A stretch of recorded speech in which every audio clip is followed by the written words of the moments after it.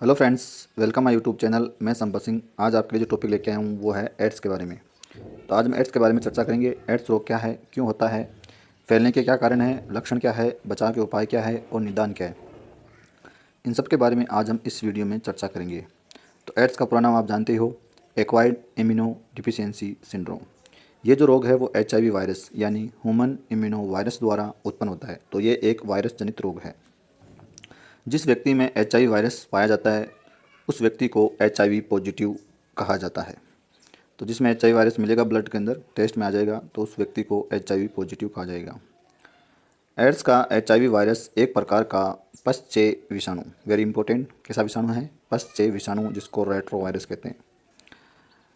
Retro virus का मतलब यह है कि ये रिवर्स ट्रांसक्रिप्टेज एंजाइम की मदद से जो है RNA से DNA बना लेता है, इसलिए रेट्रो श्रेणी में आता है। जो संक्रमित व्यक्ति के रक्त में, लसिका में यानी लिम्फ में, मस्तिष्क, ऊतक टिश्यू, प्रमस्तिष्क मेरुद्रव्य, आंसू, अस्थि मज्जा, बोन मेरो, रक्त प्लाज्मा, लार, सलाइवा, वीर्य, सीमन में पाया जाता है। तो ये इन जगहों पे मिल सकता है, रक्त में, लसिका में, मस्तिष्क, ऊतकों में, प्रमस्तिष्क मेरुद्रव्य में, आंसू में भी हो सकता है, अस्थि मज्जा में, रक्त में, प्लाज्मा, लार में भी हो सकता है, वीर्य में भी हो सकता है। HIV मनुष्य में अर्बुद यानी ट्यूमर रोग उत्पन्न करने में सहायक का कार्य भी करता है।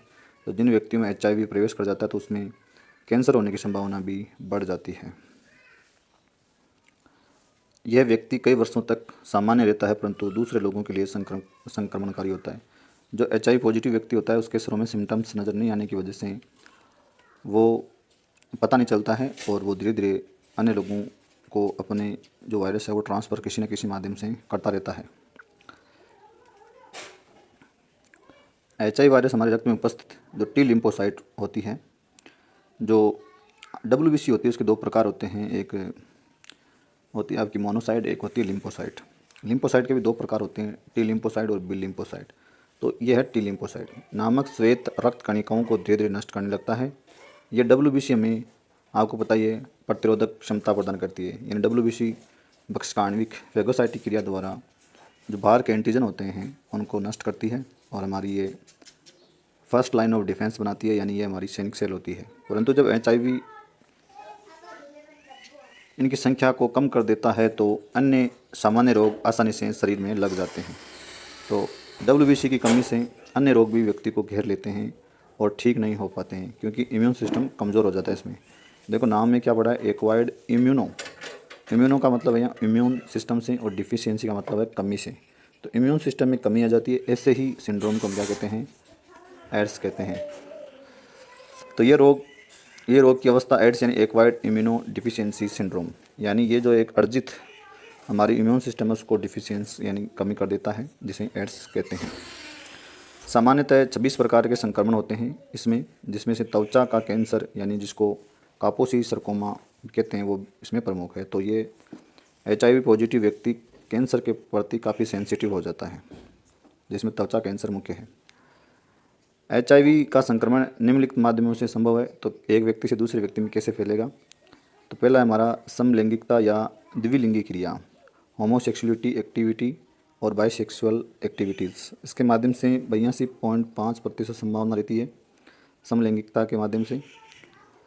दूसरा है संक्रमित रक्त आदान से, इन्फेक्टेड ब्लड ट्रांसफ्यूजन से 8% संभावना है। संक्रमित सुई द्वारा नशीले पदार्थ का उपयोग से 2% संभावना है, यानी जो संक्रमणकारी जो व्यक्ति होता है, जो HIV पॉजिटिव होता है, उसके साथ समलैंगिकता अगर हो गई तो 82% संभावना है। उसका रक्त ले लिया तो 8% संभावना है। संक्रमित सुई यानी उसने जो सुई लगाई है वो किसी स्वस्थ व्यक्ति ने लगा ली तो 2% संभावना है। अन्य माध्यम संक्रमित नर से मादा में, संक्रमित मादा से नर में आपस में हो सकता है। और माता के गर्भ में जो शिशु पल रहा है, अपरा या जो प्लेसेंटा, उसके माध्यम से भी ये बच्चे में जा सकता है। तो इसका 7.5% संभावना है। एड्स के सिम्टम्स क्या नजर आएंगे, बार बार सामान्य रोगों से ग्रसित होना, यानी इम्यून सिस्टम कमज़ोर होने की वजह से बहुत जल्दी वो बीमार पड़ने लगता है। TB, कैंसर, निमोनिया, यौन रोगों का उपचार के बाद भी ठीक न होना, लगातार ट्रीटमेंट लेने के बाद भी कोई फ़ायदा नहीं होना, लंबे समय तक इन सामान्य रोगों से ग्रसित होना व अंत में मृत्यु का होना, सांस लेने में तकलीफ होती है, धीरे धीरे शरीर के भार में कमी आने लगती है, वेट लॉस होने लगता है, शरीर को रोगों से लड़ने की क्षमता जो है वो ख़त्म हो जाती है। लगातार सिर दर्द रहता है, चक्कर आने की शिकायत रहती है। ये इसके सिम्टम्स नज़र आते हैं। रात को पसीना भी आता है इसमें। डायग्नोसिस क्या करेंगे, निदान क्या करेंगे? HIV के संक्रमण के लगभग 6 से 8 महीने बाद हमारा शरीर स्पष्ट प्रतिरक्षा प्रक्रिया दर्शाता है, जिसे निम्न निदान तकनीक के द्वारा जांचा जा सकता है। तो इसके लिए सबसे पॉपुलर जो निदान प्रक्रिया है वो है एलाइसा टेस्ट होता है, जिसको एलाइजा भी कहते हैं, जिसका पूरा नाम होता है एंजाइम लिंकेड इम्यूनोसोर्बेंट एसे, एलिसा या एलिजा टेस्ट। सबसे पॉपुलर है और ये पूछा भी जाता है एग्जामों में।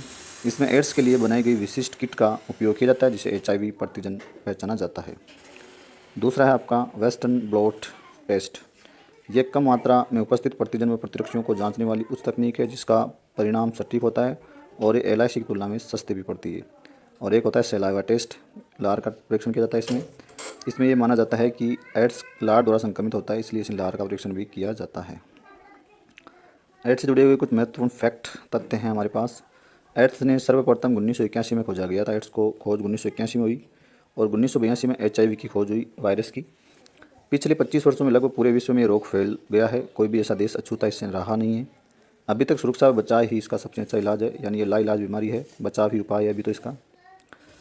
मनुष्य मारक रोग में एड्स का प्रथम स्थान है, यानी मृत्यु दर इसमें काफ़ी ज़्यादा है, क्योंकि लाइलाज है, इसलिए अंतिम परिणाम मौत है। अकेले 2005 में 50 लाख लोग HIV की चपेट में आए थे। एड्स व HIV के प्रति व्यापक प्रचार प्रसार व उपचार के बाद भी 2005 में लगभग 31 लाख लोगों को इस रोग से क्या हो गई, मृत्यु हो गई। भारत में 1986 में पहला HIV संक्रमित व्यक्ति मिला, कुछ 5 साल बाद में, और 2005 में इनकी संख्या बढ़कर 21 दई सैकड़ा हज़ार 10 लाख 51,34,34 हो गई। बहुत ही डराने वाले आंकड़े हैं ये, जो 2010 तक 2 से 2.5 करोड़ हो जाने की संभावना है। ये तो इंडिया की हालत है। इस रोग से अब तक 2.5 करोड़ से ज़्यादा लोगों की मृत्यु हो चुकी है। सफल उपचार नहीं होने के कारण एड्स की मृत्यु का वारंट यानी डेथ वारंट के नाम से भी इसको जाना जाता है। और एड्स से लोगों को बचाने के लिए तथा लोगों को जागरूक बनाने के लिए 1 दिसंबर को प्रतिवर्ष संपूर्ण विश्व में एड्स दिवस के रूप में मनाया जाता है। ये भी आपको ध्यान रखना है। डेथ ऑफ वारंट किसे कहते हैं, ये भी आपको ध्यान रखना है। अब बचाव के क्या उपाय है? तो निर्जमीकृत स्टेलाइज जो सुई होती है, नीडल होती है, उसका उपयोग करें या हर बार नई सुई का उपयोग करें। रक्त ग्रहण करते समय उसकी संपूर्ण जांच करनी चाहिए कि वह HIV ऋणात्मक हो। HIV पॉजिटिव ब्लड कभी भी नहीं चढ़ाना चाहिए। यौन संबंधों को बनाते समय सुरक्षा जो कंडोम के रूप में ली जाती है को अपनानी चाहिए। वेश्यावृत्ति पर पूरी तरह से रोक लगनी चाहिए। सुई से नशीले पदार्थों का सेवन नहीं करना चाहिए और जनता को एड्स के बारे में जागरूक करना चाहिए। इसी प्रकार एक दूसरे के स्पर्श करने से ये जो रोग है वो नहीं फैलता है। चुम्बन लेने से भी फैल जाता है, नहीं फैलता है चुम्बन लेने से भी, और एक दूसरे के गले मिलने से भी ये रोग नहीं फैलता है।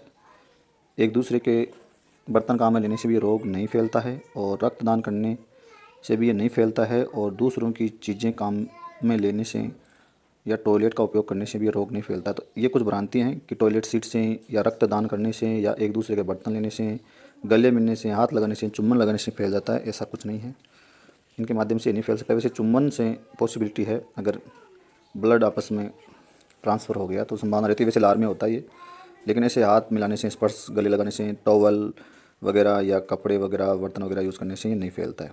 तो ये था।